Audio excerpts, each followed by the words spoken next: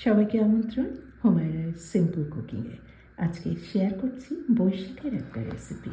এই বৈশাখে ইলিশ মাছ ভাজা, বিভিন্ন ভর্তা আর পান্তা ভাতের পাশে রাখতে পারেন এই কুচো চিংড়ি দিয়ে মজাদার কচু শাকের ঘন্ট।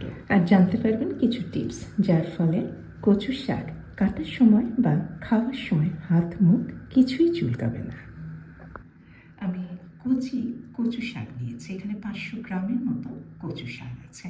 আর ডাঁটাটা অবশ্যই কিন্তু একটু ছাড়িয়ে নেবেন। একটু টান দিলেই দেখবেন যে চাকু বা বটি দিয়ে একটা ছালের মতো উঠে আসছে, এটা অবশ্যই ফেলে দিতে হবে। আর কাটার সময় যাতে না চুলকায় হাত, এই কারণে কিন্তু আপনি গ্লাভস পরে নিতে পারেন। আমি তো সেটাই করেছি।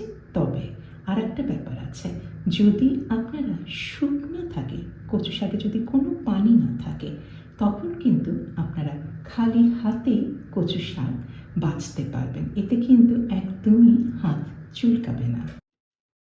তবে হাতে বা কচু শাকে যদি পানি থাকে, সেক্ষেত্রে কিন্তু আপনি গ্লাভস পরা ছাড়া হাত দিয়ে যদি আপনি ছিলেন, সেক্ষেত্রে আপনার হাত চুলকাবে।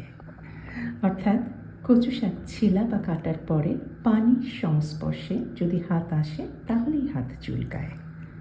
ভালোভাবে ধোয়া, কেটে নেওয়া কচু শাক ভালোভাবে ভাপিয়ে নিতে হবে, অর্থাৎ সেদ্ধ করে নিতে হবে। সেদ্ধ করার সময়ই আমি কিছু পেঁয়াজ, রসুন কোয়া আর 2-3টার মতো কাঁচামরিচ দিয়েছি। এটা আপনাদের একদমই নিজের পছন্দের উপর নির্ভর করছে, যে যেরকম ঝাল পছন্দ করে। আর দিয়ে দিয়েছি পানি। কচু শাক থেকে পানি বার হয়ে গেলেও আপনার কিন্তু অতিরিক্ত ধরেন 1 কাপের মতো পানি দিতে হবে সেদ্ধ করার জন্য। এতে কচু শাক খুব ভালোভাবে সেদ্ধ হবে এবং কচু শাক কিন্তু খাওয়ার সময় একদমই চুলকাবে না। আর শাক পাতা সেদ্ধ করার জন্য সবাই জানেন কিছু লবণ তো দিতেই হবে। কচু শাকের এই পানিটা আর অতিরিক্ত পানিটা একদমই শুকিয়ে নিতে হবে। আমি পানি শুকানোর সময়ই কিছুটা কচু শাক আবার আমি একটু থেতো করে দিয়েছি ডাল ঘুগনি দিয়ে। এটা একেবারেই অপশনাল, আপনার ইচ্ছা হলে করে দিতে পারেন। অতিরিক্ত পানি কিন্তু আর একদমই নাই। কচু শাকগুলি সেদ্ধ হয়ে গিয়েছে, আমি তুলে নিয়েছি। এখন আমি একটু বাগার দেব, আর অবশ্যই দিতে হবে কিন্তু সরষের তেল দিয়ে। আর তার মধ্যে দিবেন প্রচুর পরিমাণে পেঁয়াজ আর রসুন কুচি, কাঁচামরিচ, শুকনা লাল মরিচ সব দিয়েছি।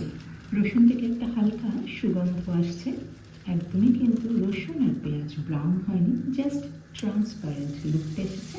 তখন আমি দিয়ে দিলাম ছোট চিংড়িগুলো, আর কিছুটা দিয়েছি হলুদ গুঁড়া আর কালো জিরা, ধরেন চিমটি পরিমাণ, এটা দিতেই হবে।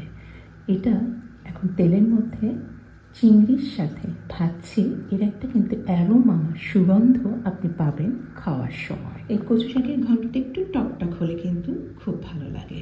আমি কিন্তু একটু লেবুর রস দিয়ে দিয়েছিলাম, আপনারাও দিতে ভুলবেন না। সেদ্ধ করা কচু শাকটা দিয়ে ভালোভাবে এখন নাড়াচাড়া করে মিডিয়াম হিটে রেখে বেশ কিছুক্ষণ ভাজতে হবে। কচু শাকে কোনো অতিরিক্ত পানি নাই, কিন্তু জল যে ভাবটা আছে সেটাও কিন্তু শুকিয়ে নিতে হবে। যখন তেলটা ছেড়ে যাবে, তখনই এই রান্নাটা সম্পূর্ণ হবে। এখন একটা জবরদস্ত টিপস আপনাদেরকে শেয়ার করি। কচু শাকটা যে রান্না করলাম, এর মধ্যে যদি একটু জল ভাব থাকে, সম্পূর্ণ পানিটা যদি না শুকায়, তেলটা যদি না ছেড়ে দেয়, তাহলে কিন্তু ওই পানিটুকুর জন্যই এই কচু শাক খাওয়ার সময় আপনার গলা চুলকাবে। চিংড়ি আর কচু শাক দিয়ে এই সাধারণ 8 পৌরে মজাদার ঘন্ট রেসিপিটা সবাই পছন্দ করবে। আজকে এই পর্যন্তই, সবাই ভালো থাকবেন।